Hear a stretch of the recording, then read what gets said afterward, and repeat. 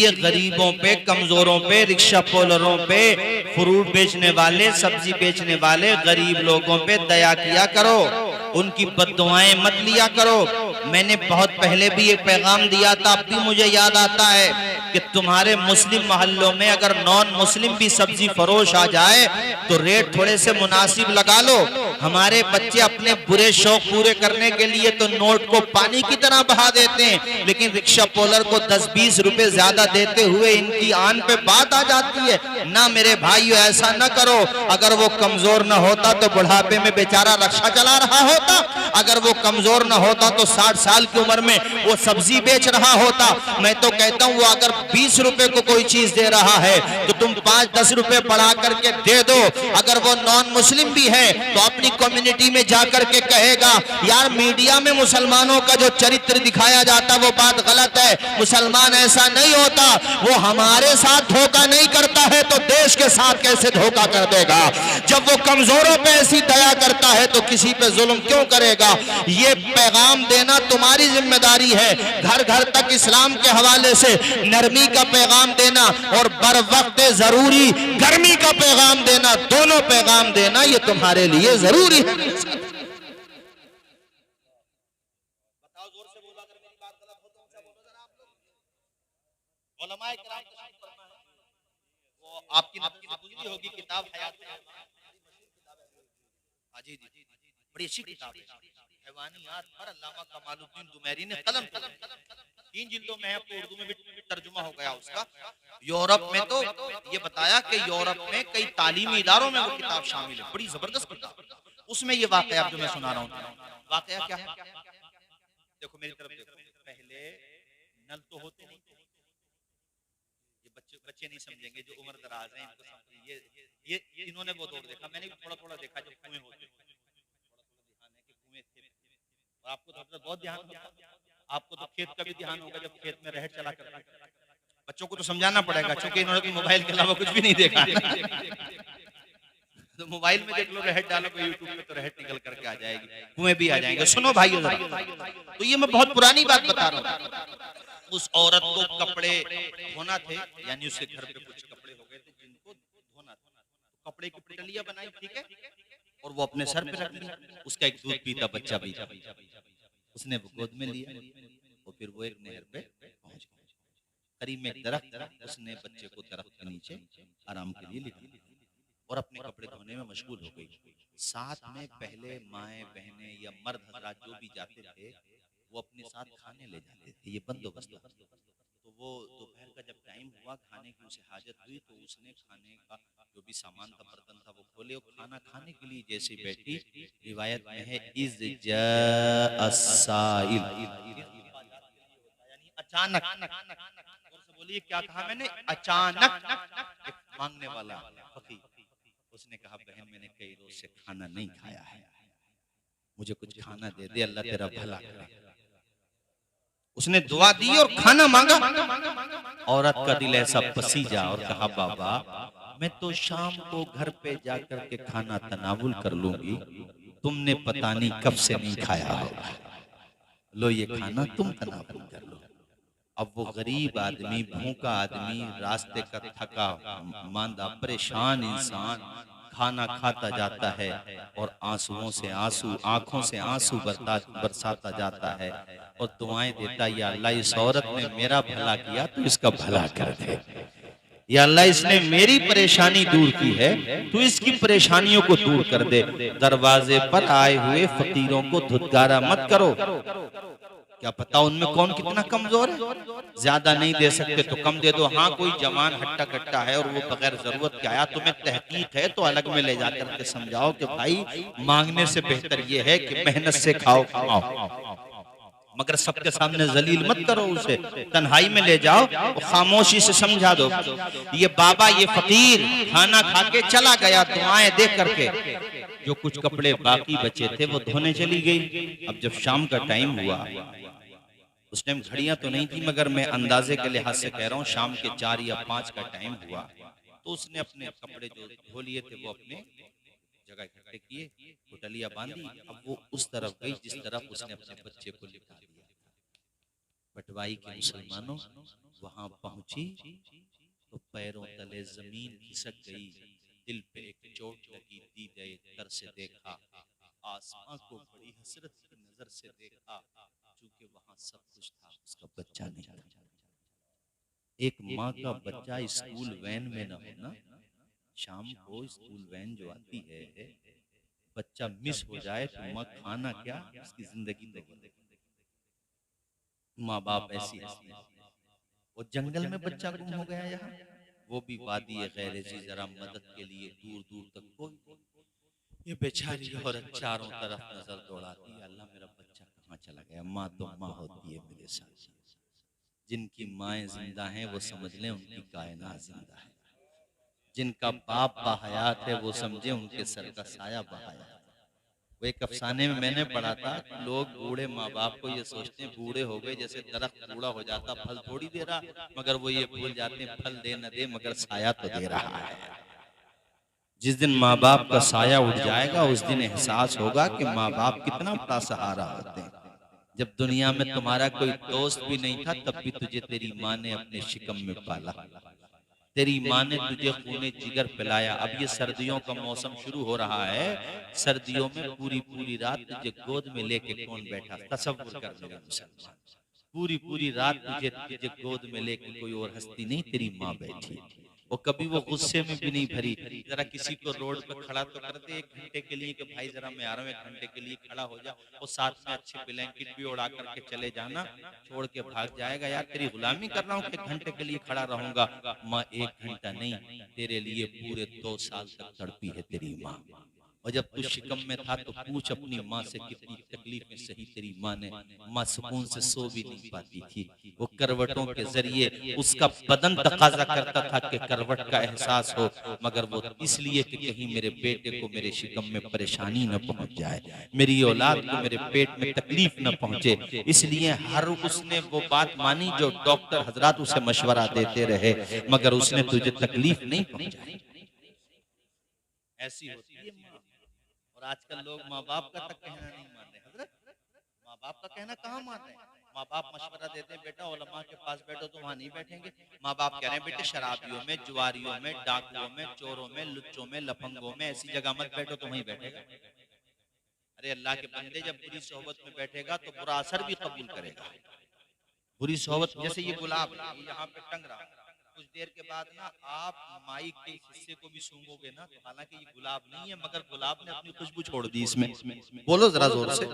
ये रुमाल मैंने बांधा हुआ है, इस रुमाल में मैं गुलाब को रखूंगा कुछ देर, 1 घंटा रखूंगा, और उसके बाद फिर मैं हार को दूसरी तरफ इन फूलों को इस रुमाल में भी अपनी खुशबू छोड़ के जाएंगे। खुशबुओं में बैठो खुशबूदार बनोगे, बदबुओं में बैठोगे तो बदबूदार बनोगे। अच्छी सोहबत का मतलब खुशबूदार और बुरी सोहबत का मतलब बदबूदार। कितने बच्चे हैं जो ठीक ठाक थे और बुरी सोहबत में बैठकर बिगड़ गए। नशा तक करना, ड्रग्स तक इस्तेमाल, जो इन सारी बातों से जलसों में आते हो तो ये चीजें डायरी में जाकर नोट कर लिया ताकि इन पे अमल कर सको, दिमाग में बिठा करके ले जाओ, वरना याद रखो दुनिया भी बर्बाद है और आखिरत भी बर्बाद है।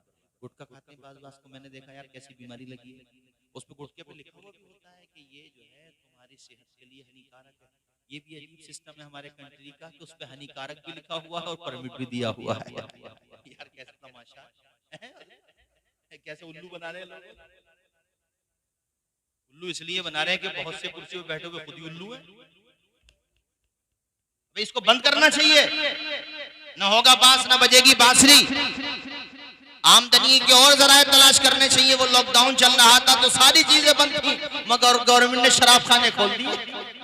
देख रहे हैं तमाशा, शराब खाने खोल दिए, का इससे टैक्स बहुत आता है। अरे बेवकूफों, शराब खाने खोल के तुमने तबाह कर दिया समाज को। ये मैं आपको कह रहा हूँ, बुरी सोहबतों से बचो, अच्छी सोहबतों में बैठो। वक्त मिल जाया करे, इमामों के पास जाके बैठ जाया करो, उलमा के पास जाकर के बैठा करो, अपनी बूढ़ी माँ बाप के पास जाकर के बैठा करो। अच्छों के पास बैठोगे तो कुछ ना कुछ अच्छा सीख ही जाओगे। और मचल के बोलो सुभान अल्लाह। आए हाय मेरे साथियों सुनो, माँ बाप के ताल्लुक से बात आ गई थी तो मुनव्वर राना के ये मिसरे सुन लो किसी को घर मिला हिस्से में या कोई दुकान आई, मैं घर में सबसे छोटा था, मेरे हिस्से में माँ आई। पटवाई के लोग दिल्ली में भी जॉब करते हैं, मुझे पता है, मुंबई भी रहते हैं कुछ लोग हरियाणा वगैरह रहते हैं। जहाँ जहाँ भी जाते हो, घर से निकलते वक्त 2 रकअत तो पढ़ो नमाज, नफल, पराए हिफाजत, और उसके बाद जब घर से निकलो तो माँ का हाथ अपने सर पे रखवा कर निकलो, बाप का कदम चूम के निकलो, बाप का हाथ भी रखवा लो।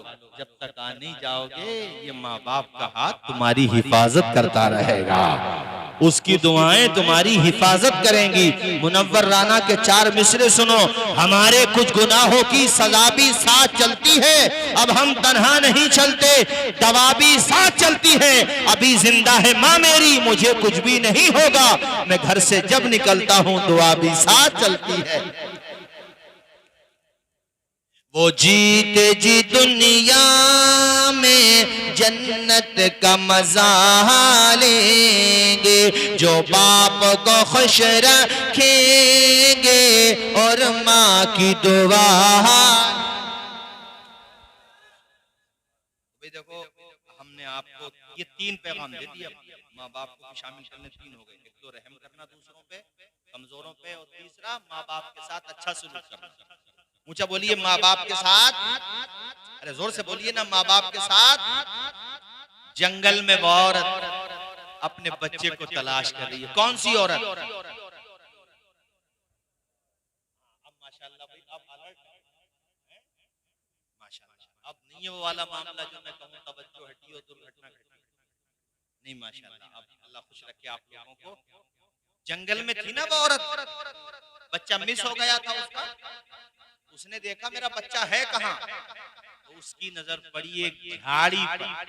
उसने देखा झाड़ी के पीछे भेड़िया खड़ा है और भेड़िए के मुंह में बच्चा पड़ा है। भेड़िए के मुंह का मतलब हुआ मौत के मुंह में। दौड़ने लगी जिंदगी की परवाह किए बगैर, भागती जाती है। रास्ते में एक पत्थर पड़ा हुआ था, पत्थर पे चोट लगी, जमीन पे गिरी, बेहोश हो गई। कुछ देर के बाद जब होश आया तो खुद के होश उड़ गए। होश आया तो हो, ये मुहावरा है, यानी ताज्जुब कह लीजिए कि करीब में बच्चा लेटा हुआ मुस्कुरा रहा है। जरा झूम के बोलो सुभान अल्लाह।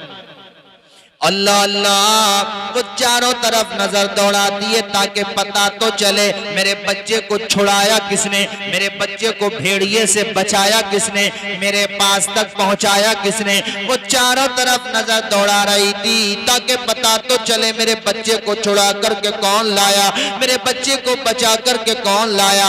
उसकी नजर पड़ी तो काफी दूरी पर 2 सफेद कपड़ों वाले नजर आ गए। वो समझ गई हो ना हो इन्हीं दोनों ने मेरे बच्चे को बचाया है। इसने दोनों को आवाज दी, हत्ता रजा इलैहा। वो दोनों इसकी तरफ वापस आ गए, पलट करके आ गए। उनके कपड़े लिबास इतने प्यारे थे कि खुशबू टपक रही थी, चेहरे ऐसे थे कि नूर बरस रहा था। इस औरत ने कहा, ए दोनों ये तो बताओ क्या तुम्ही ने मेरे बच्चों को क्या तुम्ही ने मेरे बच्चे को बचाया, मेरे लख्ते जिगर नूरे नजर को मेरे पास तक पहुंचाया? काला नाम। दोनों ने कहा हाँ हमने ही ये काम किया। औरत की आंखों में खुशी का पानी उतर आया। उसने रोते हुए आप दीदा होकर के कहा, जरा ये तो बताओ तुम रहने वाले कहाँ के हो, तुम्हारा मकान कहाँ है, खानदान क्या है? वो तफसीलात जानना चाहती थी, शुक्रिया अदा तो कर ही रही थी मगर तफसीलात भी जानना चाहती थी। उन दोनों ने कहा, ए खातून हम जमीन के रहने वाले नहीं हैं, हम तो आसमान के रहने वाले हैं।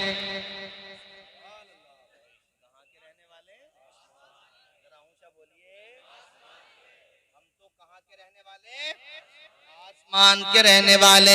अल्लाह अल्लाह। उस औरत ने कहा क्या मतलब? अंतुमा मलकान, क्या तुम दोनों फरिश्ते हो? काला नाम। दोनों ने कहा हाँ हम फरिश्ते हैं। अब तो वो खुशी में रोने लगी। मियाँ खुशी के भी तो आंसू होते कि नहीं होते?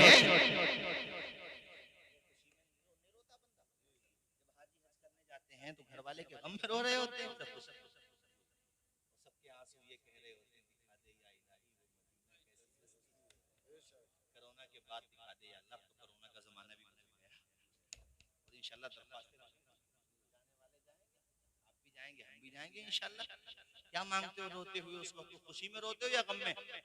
गम में या खुशी में? जरा बोलिए ना जोर से, खुशी में। क्या कहते हो? दिखा दे या इलाही वो मदीना कैसी बस्ती है, दिखा दे या इलाही वो मदीना कैसी बस्ती है, जहाँ पे रात दिन मौला तेरी रहे। हजरत को खुशी में तो रोना होता है ना, ये खुशी में रोने लगी। अरे वो खुश ना होती, फरिश्तों से बात हो रही है, मुलाकात हो रही है। उस औरत ने कहा ये तो बताओ मेरे रब ने जब तुम्हें आसमान से जमीन पर भेजा क्या फरमाया? दोनों ने कहा तो आसमानों पर अल्लाह पाक की इबादत कर रहे थे, सुजूदो तहिया, और हम तो अल्लाह ताला की हम्दो सना बयान कर रहे थे, अल्लाह पाक की इबादत कर रहे थे। अल्लाह ताला का ऑर्डर आता, अल्लाह पाक का हुक्म आता है फुला मकाम पे जाओ, मेरी एक बंदी परेशान है, उसके बच्चे को भेड़िया उठा करके ले गया है, क्या उस औरत की जाकर के मदद कर दो। हमने अर्ज किया था मौला इस मेहरबानी की कोई खास वजह? तो हमारे रब ने हमें जवाब अता फरमाया, ऐ फरिश्तों जो जमीन वालों के काम आता है अल्लाह पाक उसके बिगड़े हुए काम बनाता है। उस औरत ने भूखे को देखो माशाल्लाह कितनी तवज्जो के साथ सुन रहे हैं, बूढ़े हैं मगर ईमान जवान। आप सब बोलिए उस ज़ईफ को, परेशान को ऊंचा बोलिए ना, क्या खिलाया? जरा ऊंचा बोलिए, क्या खिलाया? खाना खिलाया। तो अल्लाह ताला ने इस तरह से उसका बिगड़ा हुआ काम उसके बच्चे को माँ से मिलाया। हाँ हाँ कोई बात नहीं है, उसके बच्चे को माँ से, जरा ऊंचा बोलो, माँ से, सुम्मा साहबा इला समा, फिर वो दोनों आसमान की तरफ जाने लगे। वो दोनों तो आसमान की तरफ जा रहे थे मगर माहौल भी तो नगमा संजी कर रहा होगा ना,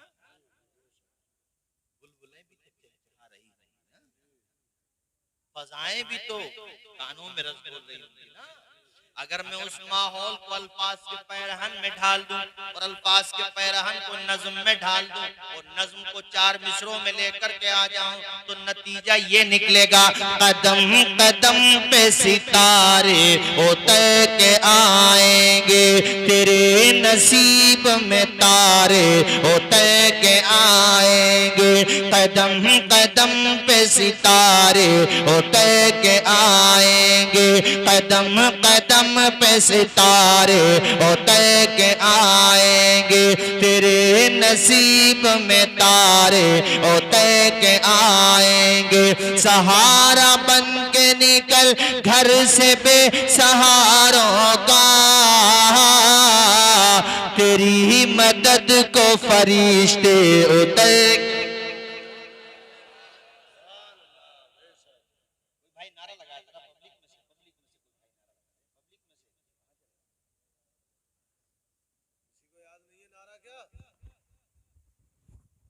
नारे तकबीर, नारे तकबीर, नारे रिसालत, नारे रिसालत, जश्न गौसुल वरा, जश्न गौसुल वरा अल्लामा मौलाना तौसीफ मिसवाही साहब क़िबला, नारे तकबीर, नारे रिसालत। दूसरों की क्या करना है, बोलिए क्या करना है। शाह अब्दुल हक मुहद्दिस देहलवी ने अखबारुल अखयार ही में जिसको मैंने अपनी तकरीर का माखज़ बनाया है, उसमें लिखा है कि एक दफा गौसे पाक हज करने जा रहे थे, तो उस वक्त आपकी शोहरत का सूरज अपने शबाब पर था और आज भी है और रहेगा, मतलब ये कि मशहूर हो चुका। वो हज को जा रहे थे तो रास्ते में बगदाद शरीफ से मुत्तसिल एक बस्ती है जिसका नाम था हुल्ला, ये तलफ़्फ़ुज़ हुल्ला होगा या हुल्ला होगा। तो इस बस्ती में जब आप पहुंचे तो वहाँ भीड़ लगी, क्योंकि बड़े बड़े जिधर जाते थे भीड़ लग जाती, मजमा हो जाता था, पब्लिक की पब्लिक हो जाती थी, जम्मे गफीर। तो सब चाह रहे थे कि हजरत हमारे मेहमान, बस्ती वाले मुतमन्नी थे, बस्ती का हर फर्द चाह रहा था कि बड़े पीर मेरे मेहमान बने, शेख अब्दुल कादिर जीलानी मेरे मेहमान बने। तो गौसे पाक ने फरमाया ये पता करो तुम्हारी बस्ती में सबसे ज्यादा गरीब कौन है, सबसे ज्यादा कमजोर कौन है, फाइनेंशियली वीक कौन है सबसे ज्यादा। तो पता चला कि एक बूढ़ा है और एक उसकी जौजा है ज़ईफा, यानी एक ज़ईफ है और एक उसकी ज़ईफा है। तो आपने फरमाया हम वहीं पे रुकेंगे। जरा बोलो, झूम के बोलो, हम वहीं पे रुकेंगे। फरमाया हम वहीं पे, जानता हूं मगर चूंकि मुलाकात बहुत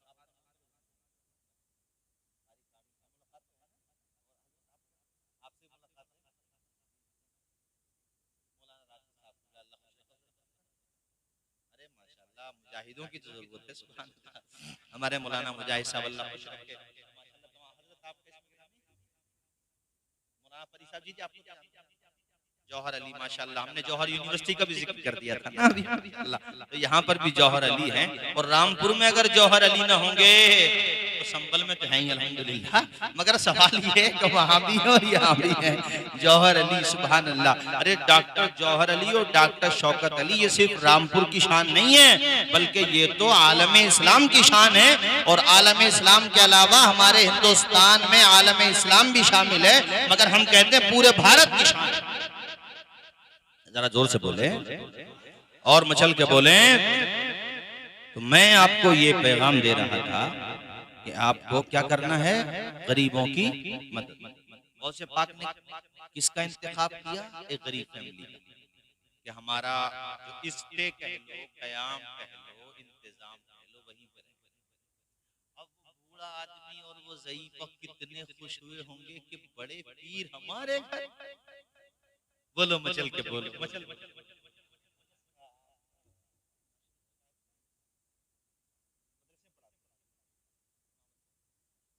ये इदारा जो चल रहा है माशाल्लाह यहाँ, जी जी हाँ, इनसे तुम वाकिफ। ये जो अंसारुल उलूम है, ये क्या लिख रहा है लाइट, अनवारुल उलूम, अनवार माशाल्लाह, नूर की जमा अनवार, तजल्लियात रोशनियां, और उलूम यानी इल्म के चिराग जल रहे हैं यहाँ, ये मतलब है इसका। तो यहाँ बाहर के तलबा से और यहाँ के मकामी तलबा से मोहब्बत रखा करो, इनको अपनी जागीरों का खाना खिलवाते हो माशाल्लाह, अच्छी बात है। इनको ये समझो कि ये किसी आम बंदे के मेहमान नहीं है, बल्कि ये मदीने के ताजदार के मेहमान हैं। आप लोगों की आंख भी नहीं खुलती होगी उस वक्त ये उठ करके पता है कुरान शरीफ याद करने लगते हैं। कहते हैं लोग मदरसों से क्या मिलता है, अल्लाह के बंदो ये मदरसे न हो तो पता नहीं कितनी बलाएं नाज़िल हो जाए। बस्ती वाले तो हजरत सो के भी नहीं उठते होंगे जब उस्ताद उठ जाता है। तुम तो जमात के टाइम पे नहीं उठ पाते, ये बच्चे आजान से पहले उठ जाते हैं, अपना पारा याद करते हैं, पिछला याद करते हैं, और मतलब जो जैसे 20 पारे हो गए मसलन, तो वो 21वें पारे का सबक भी याद करेंगे, और जहाँ उनका पिछला चल रहा होगा 11वें या 12वें जिस भी पारे में उसे भी याद करेंगे। उस्ताद भी उठ गया उनका। और हम कितनी तनख्वाह दे रहे हैं मौलाना साहब को, 8,000 रुपए, 8-10,000 रुपए देकर के ये समझ रहे हैं जैसे कितना बड़ा फर्ज किफाया अदा कर दिया। अल्लाह के बंदो उनकी तनख्वाहें 15-20 हजार तो कम से कम होना चाहिए, और पूरी बस्ती के लिए क्या भारी हो। मगर मैंने देखा हर जगह ज्यादातर लोग ये चाहते हैं इमामों की मुदर्रिसीन की तनख्वाहें बढ़े, एक ही निकलेगा एक या दो। वो कहते हैं ना बर्बादी गुलिस्तां को एक ही उल्लू काफी होता है, मगर बाज जगह तो हर शाख पे उल्लू बैठा है। कड़वी मत लगना, मत मानना मेरी बात, सच्ची बात बता रहा हूँ। ये तबसरे अब लोगों में होने लगे हैं, तनख्वाहें बढ़ाओ। भाई ये बताओ, ये इन्होंने ये 15-20 साल पढ़े हैं, कम से कम 10 साल तो हर स्टूडेंट पढ़ते ही है लगभग। पढ़ने के बाद भी अगर इन्हें आप सहूलियात न दे सके तो फिर बेचारा ये उस तरफ भागेगा, अपने बाल बच्चों को भूखा रखेगा वो। उनका भी ध्यान रखो, और जो पढ़ रहे हैं वो अल्लाह पे भरोसा रखें कि अल्लाह तूने पढ़ाया है तो तू ही रज़ाक। वो अपना साइड से कारोबार भी शुरू करें, कारोबार का मतलब तिजारत शुरू करें, कुछ काम लेकर चलें, क्योंकि कमेटियों में ज्यादातर अब ये सूरत हाल है कि भरोसा करना ज्यादा बुलंदी की बात नहीं है। अब आने वाला वक्त ऐसा, तो अपना साइड से फाइनेंशियली कुछ ना कुछ इंतजाम हमें भी करना चाहिए और तुम्हें ख्याल रखना चाहिए। बोलो गलत तो नहीं है मेरी बात? हमने तकरीरों में हर जगह, शायद ही कोई जगह ऐसी होती है जहां मुझे याद नहीं आता होगा, वरना मैं हर जगह कहता हूँ इमामों से जुमे के दिन मुसाफा करो तो मुसाफे में कुछ ना कुछ पेश कर दो। 10 रुपए, 20 रुपए, 50 रुपए, 100 रुपए, जो भी तुम्हें मयसर हो। अगर 100 लोगों ने भी 50-50 रुपए का मुसाफा इमाम से कर दिया तो इंशाअल्लाह उसके लिए जेब का खर्च ठीक ठाक हो जाएगा। उसके भी बाल बच्चे हैं, उसकी भी बीवी है, उसका भी घर का खर्चा है, उसका भी ध्यान रखो। मुदर्रिसीन से भी मुसाफे करते रहा करो। बाज जगह में जलसों में जाता हूँ तो मुदर्रिसीन बताते हैं फुला साहब है माशाअल्लाह, हर हफ्ते में दावत भी करते हैं और बड़े एहतमाम के साथ बड़ी मोहब्बत से खाना खिलाते हैं, बच्चों को भी बुलाते हैं। इन तलबा के कदम तुम्हारे घर में आएंगे, समझ लो बरकतें आ जाएंगी घर में। न जाने कितनी परेशानियां इनके कदमों की बरकत से दूर हो जाएंगी, कितनी आसानी अल्लाह पैदा फरमा देगा।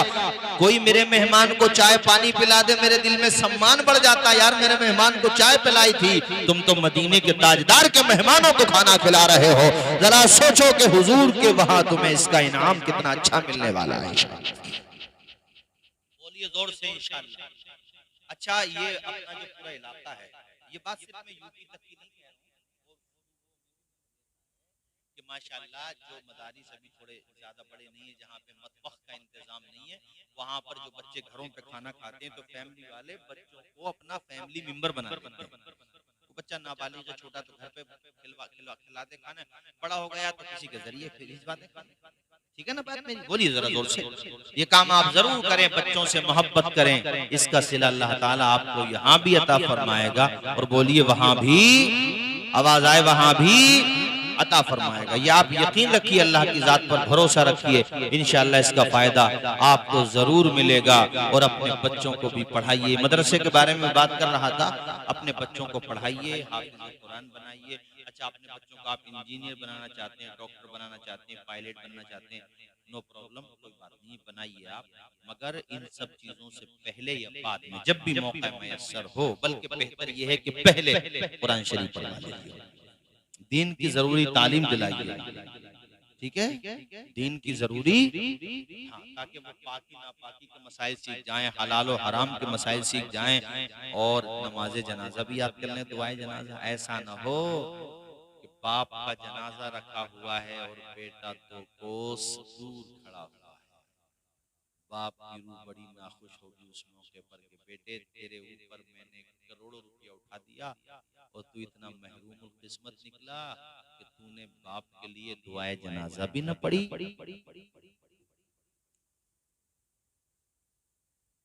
चंद हफ्ते नहीं होते औलाद भूल जाती है माँ बाप को मरने के बाद, लेकिन बेटे को कुरान पढ़ा दिया ना, हर जुमरात को जाकर के कुरान पढ़ेगा कब्र पर।